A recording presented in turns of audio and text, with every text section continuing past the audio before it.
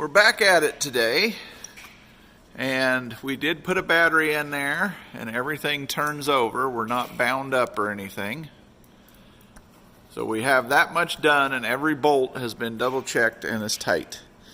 We are going to prep these pieces. This is right here the practice that we took apart and took out these bearings. We're done with these bearings now. And I did find the box. We put a 6210 S2RSR. One of those was made in the Republic of Korea. So hope that holds out because I don't really want to go back in there. Don't forget, you got to remove your seal. Now the rest of these will remain sealed. This is the original stuff we took off, and we're going to take the snap rings out and replace it. I'm not going to video that. If you want to go back to where we did the practice engine and we completely disassembled all of this already, we're going to clean it, prep it, and get it ready to receive bearings and put those in, then we'll videotape. Well, we're at December 27th. I'm finally getting back to the unit. I've lost some days, again, had customers and so on, but we're back.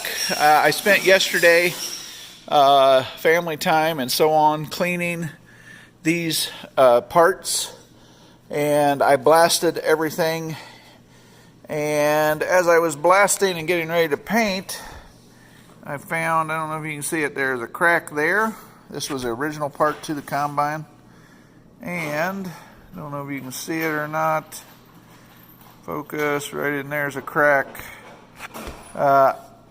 With these marks on there, I almost wonder if this wasn't built up at one time. I don't know. But we're going to set it aside. It might have worked fine. It had a lot of more cracking to do, but we're going to get rid of that part. We'll put it in with our spare parts.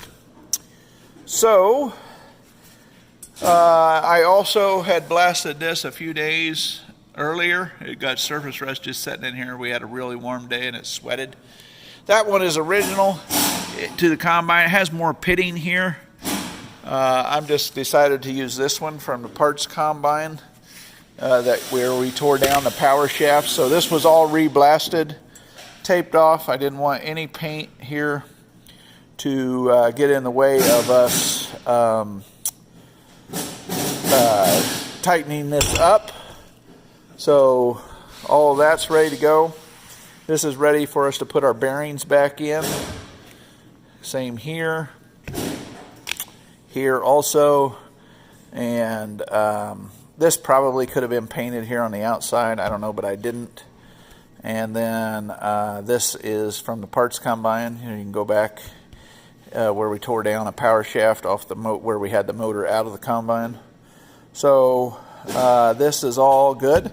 I am just using rattle cans. It's good enough for a combine. Rust-Oleum gloss safety red. It's close enough to Massey for me. We're not going to get to a purist state here. And so I'm going to work on putting the bearings back in. Getting everything freshened up in our mind. We are already got most of this done. We could now mount the big pulley onto the power shaft, so we'll work on that hardware. Okay, we have our 6 mounting bolts for the large pulley. We're now going to go up there and get that mounted. Alright, I have the two. These were larger, 11/16 head. They have a full body on them, diameter smooth. They go in there, and it pulls it quite well onto the shaft. That's a very good where the shaft meets the hub machine. So what I'm going to do now is start putting each bolt in, tightening it in a tire pattern. I'm going to use Loctite 222 thread rocker low strength because it also has 4 of these 5/8 headed bolts, and I'm just going to do that to give it a little extra holding power, because like I said, I don't want to be doing this again. So I'll let you know when I have that done. Okay, one point of advice. This is the old ones. You will see two of the holes, threads are recessed into the holes. And that's where your bolt, the 11/16 goes. So I had to take my two back out because I had forgot that. Or right here, they have some cosmoline in them, but I checked them. That's the one. So 180 degrees of that one is where I've got to be with the bolt that has this smoothness here. That goes in there and helps make that more of a solid connection than just threaded up against it. All right, they're all in, tightened. Now I used a 3/8 ratchet to tighten them. I didn't torque them, but I know they're tight. Plus we have thread locker, which that don't make it right if they ain't tight, but get your correct ones in the right holes, or else they'll bottom out on the other holes and they won't tighten anything. So the 11/16, that's, I'm sure, is in there for an engineered purpose, to give that, instead of just relying on the bolts holding it against the hub, they actually go into the hub about 3/8 of an inch, and that gives you a more solid connection. So we're ready to keep moving outward now on this shaft. Now we're ready to move into these pieces, and checking our book, we'll be starting right down here and proceeding. We've locked down our pulley. Now we're going to proceed all the way out to the end with the grease zerk. So first thing we need to do is get our pulley, our bearings installed in our pieces. Getting the parts ready, I've cleaned the snap ring that's going to go in here. We have the key. I've checked the fitment on this, and it snaps in real nice, and you have to have this lip because this got to go up under your bearing.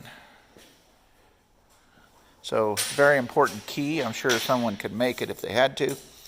Been looking at these springs. I think the one on the left is the one I'm going to use. It appears to be a little taller. Good action. I don't know. This one appears to be a little weak.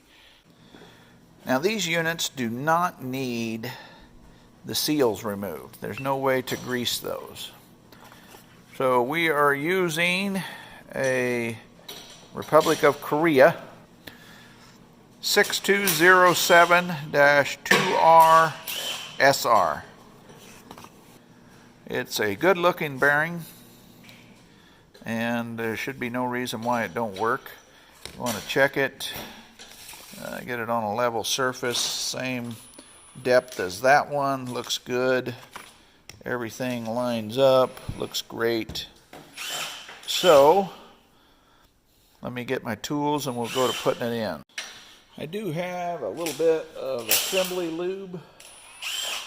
I'm just going to use a little bit of that to facilitate getting that in here better. I just think that it will help slide in. I do have an arbor press at the other shop, but I really don't want to drive over there today, so shouldn't be no problem putting this in the way we're going to put it in.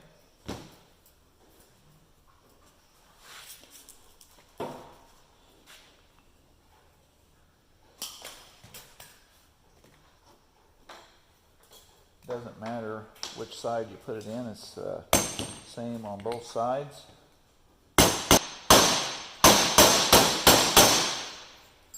Slid home nicely. It's nice behind there. Nothing's damaged. We might move the arbor press out here. I am going against the cardboard. So now all we have to do is put the snap ring in, and that bearing is installed. Now we're going to put in the Snap ring, you know, these are always fun to do.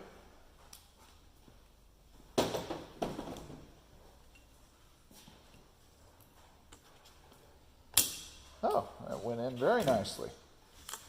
Very nicely. Make sure she's seated. Looks really good. So, that one's in. And that part number was 6207-2RSR. Moving right along to the next piece, I'll probably put that like that. We have the bearing is a 62082RSR. Don't know if I already did that or not. Another good Republic of South Korea bearing. Real good shape. Do not remove the seals. I'm going to put some more lube in there.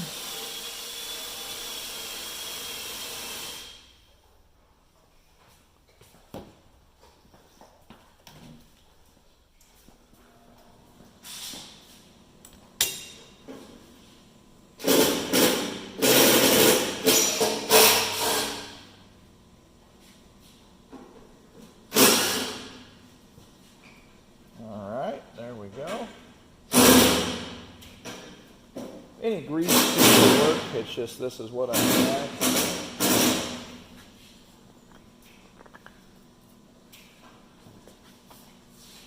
I'm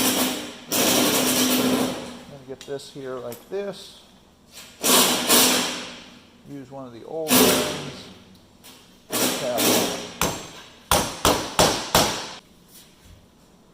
And there we go.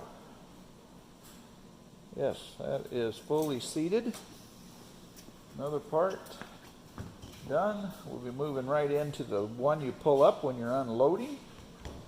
And that is a Republic of Korea bearing, part number 6205-2RSR. So these probably get changed because they're the easiest ones to get to. When they hear a noise in that system, power shaft we're working on. So that's just my theory. And I like to put this in there, and that helps assembly.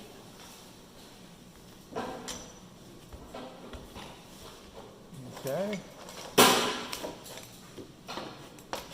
Don't want to break the ear off of your piece. And we'll do the same thing we did with the last one.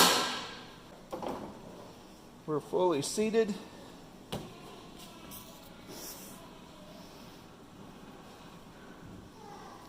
A little bit too much assembly lube in that one. So, we have our bearings now, all over there, ready to go. And now it's a matter of reassembling on the shaft. Now, as we prepare to go up and reassemble, number 20 and 24 is critical. And I'm going to give you part numbers for those, and we've got new ones from Massey. We've got this part and this already together, so now we're ready to start building on the shaft. And we're going to look. Each machine had this special washer, which is part number J3593. There's also this little thousands. These are like 30 thousandths thick. 361288X1. So, number 20 is the 288X1 shim. Right there's the size. You can see it's 30 thousandths. That goes on first to give you the proper spacing. 24 is the J3593 washer. 1 and 13/32 by 2 by 1/16. That's your thickness. So we want to make sure that we put these on in the right order. Now, the other thing that we can do is we can put this piece on this one down here, because that's all going to go together as an assembly. You can see you have that part there, 26, called the pulley unload drive outer. We've already put the bearing in, and then you would have 29 is cam pulley control inner, and then you have outer. So that's already slid on, inner's already slid on, and outer we put on at the end, and then put the special nut through it, and the jam nut, and the greaser. So we can go ahead and put this together out here. We got a bigger socket that fits perfectly on there. We're taking our time, keeping it centered. It's going right on. That way we don't have to do none of this up by the shaft. Take a chance of dinging the shaft. We don't want any nicks in it.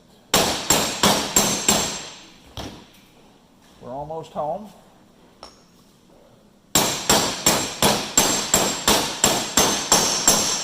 There we go.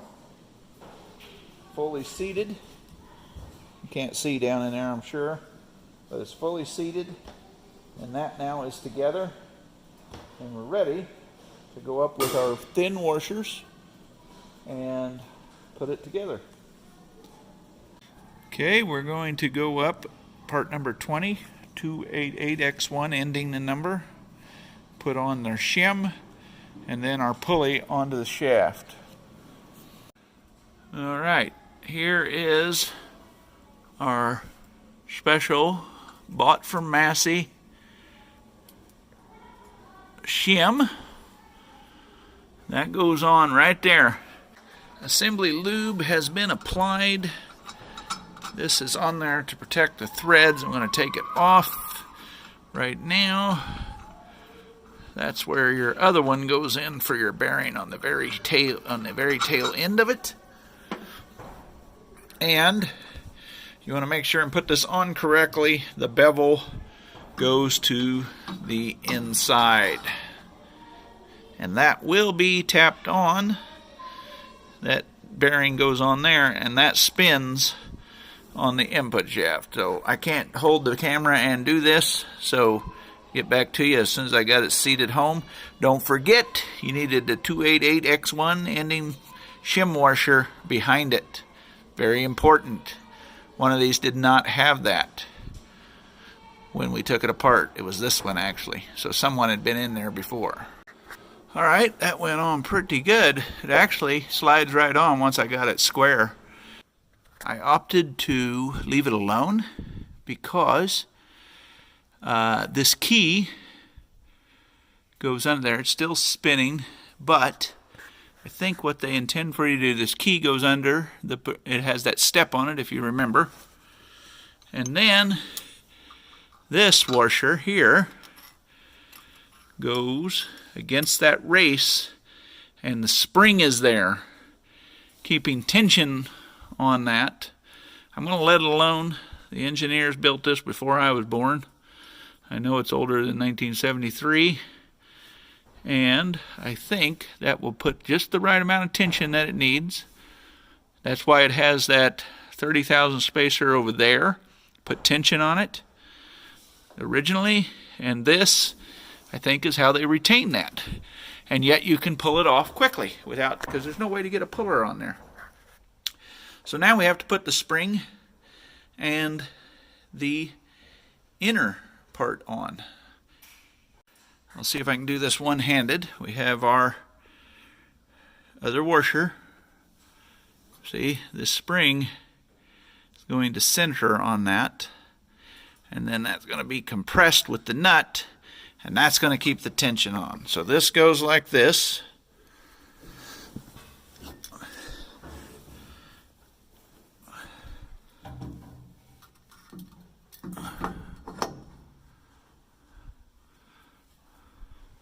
Sorry, you're not in frame. There it goes together.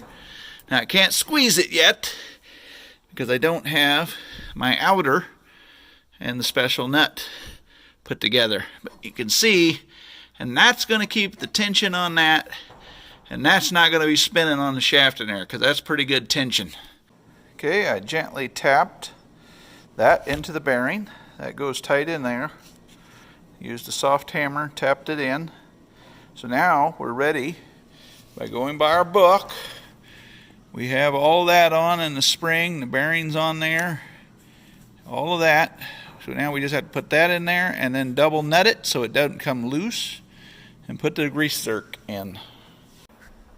Okay, this should go on there.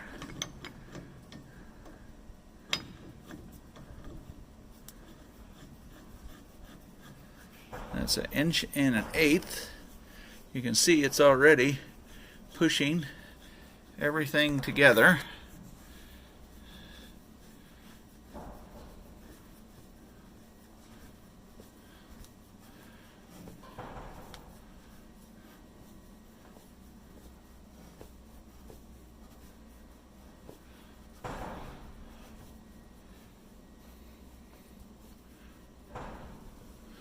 Now I'm confident that that will hold that bearing race. That's why it's important to have those shim washers. Makes very good sense now.